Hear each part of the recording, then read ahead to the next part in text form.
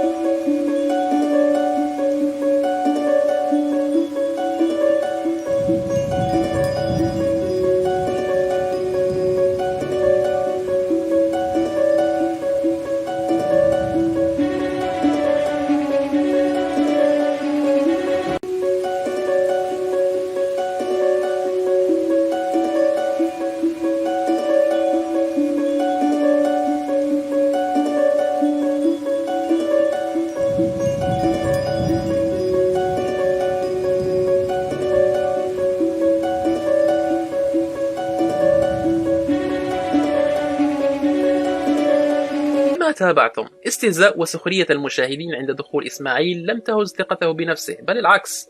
دائما ما يدخل إسماعيل بتركيز كبير جدا على خصومه ويكون رده في الحلبة.